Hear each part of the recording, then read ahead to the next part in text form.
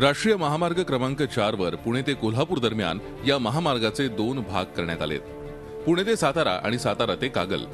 सातारा ते कागल दरम्यान 2 टोल नाके या महामार्गावर आहेत। सातारा ते कागल दरम्यानच्या या 2 टोल नाक्यांवर 15 जुलैपर्यंत किती टोल जमा झालाय पाहूयात।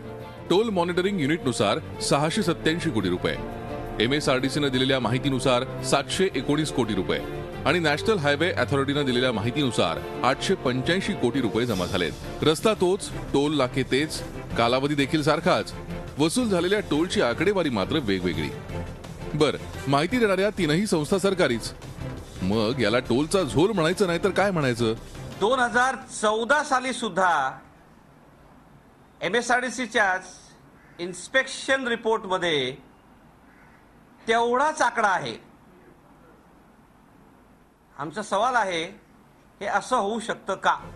महामार्गावरून जाणाऱ्या वाहनांच्या संख्येत देखील असाच झोल करण्यात आलाय।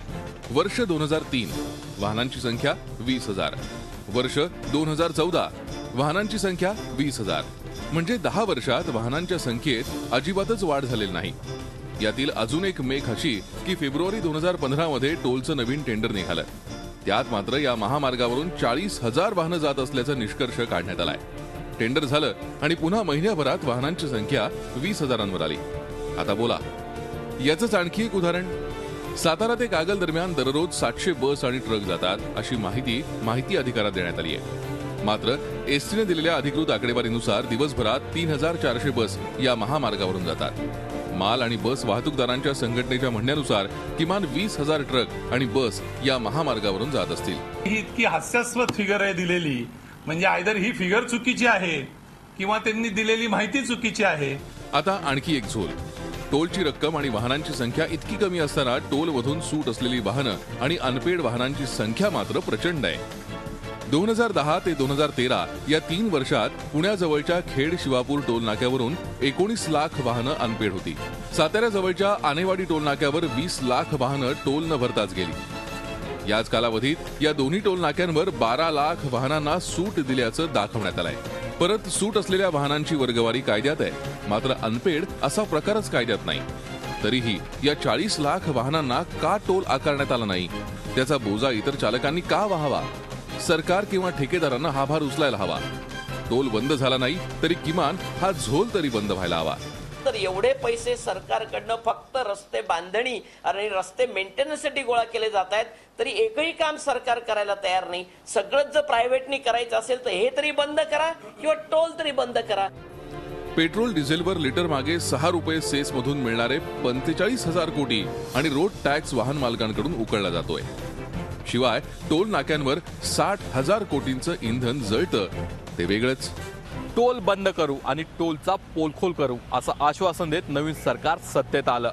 मात्र आता नवीन सरकार देखील टोलच्या विरोधात काहीही करायला तयार नाही, हा RTI कार्यकर्त्यांचा मुख्य आक्षेप आहे। विशेष म्हणजे RTI कार्यकर्त्यांनी टोलची हेराफेरी कशी चालते याची अधिकृत आकडेवारी देखील सरकारला सादर केली आहे, तरीही सरकार हलायला तयार नाही। त्यामुळे टोल बंद करता आला नाही तरी चालेल, पण टोलचा झोल तरी थांबवा अशी मागणी आता होते। व्हिडिओ जर्नलिस्ट नितीन सांडबोरचा, नितीन पाटणकर, झी मीडिया, पुणे। याच संदर्भात अधिक माहिती घेऊया आमचे प्रतिनिधी नितीन पाटणकर यांच्याकडून। नितीन, टोलचा झोल खरोखरच चक्रावून टाकणार आहे। जी काही आकडेवारी 3 सरकारी संस्थांनी दिलेली आहे ती देखील हास्यास्पद आहे। नेमकं पाणी कुठे मुरतंय, काय यावर नेमका आता काही कारवाई होताना किंवा काही हालचाली सुरू झालेल्या आहेत का?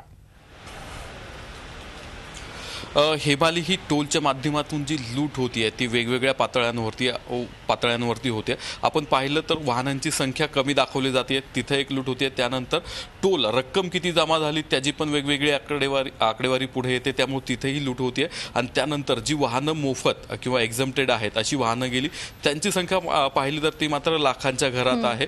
म्हणजे जेवढ्या वाहनांनी टोल भरला त्यापेक्षा वाहनं मोफत गेलेली अशी आकडेवारी पुढे येते। मात्र म्हणजेच या ठिकाणी या वेगवेगळ्या वेगवेगळ्या माध्यमातून टोलमध्ये लूट केली जाते. अशी लूट होत असताना दुसरीकडे पेट्रोल आणि डिझेलवरती वाहनधारकांकडून सेस आकारला जातोय. हा सेस रस्ते बांधणीसाठी वापरला जातोय असं सरकारचं म्हणणं आहे. आणि त्याचबरोबर ज्यावेळेस वाहनाची खरेदी केली जाते त्यावेळेस रोड टॅक्स आकारला जातो, तो देखील रस्ते बांधणीसाठी वापरला जातो असं म्हटलं जात आहे. म्हणजे रोड टॅक्स असेल, सेस असेल, त्याचबरोबर टोल, अशा वेगवेगळ्या पातळ्यांवरती आता टोल भरावा लागतोय. यातला सर्वात महत्त्वाचा मुद्दा म्हणजे सरकार एवढी माहिती पुढे येऊनही सरकार काही कारवाई करत नाहीये. त्याचबरोबर हायकोर्टामध्ये या RTI कार्यकर्त्यांनी 4-4, 5-5 वर्षापूर्वी याचिका टाकलेल्या आहेत, मात्र त्याही देखील सुनावणीला येत नाहीयेत. त्यामुळे आता कोर्टातनं न्याय मिळत नाही किंवा गतीनं प्रक्रिया पूर्ण होत नाहीये. सरकार लक्ष देत नाहीये आणि टोल चालक तर त्याकडे लक्ष द्यायला तयारच नाही. त्यामुळे आता काय करायचं असा प्रश्न नक्कीच आलेला आहे. त्यामुळे टोल द्यायला लोक तयार आहेत, फक्त झोल तरी थांबवावा अशी आता मागणी होते. हेमाली, नक्की टोल द्यायला लोक तयार आहेत, मात्र हा झोल तरी आता यापुढे थांबला पाहिजे अशी अपेक्षा आहे लोकांची. खूप खूप धन्यवाद नितीन, आपण दिलेल्या या सविस्तर माहितीबद्दल. झी 24 तास रहा एक पाऊल पुढे.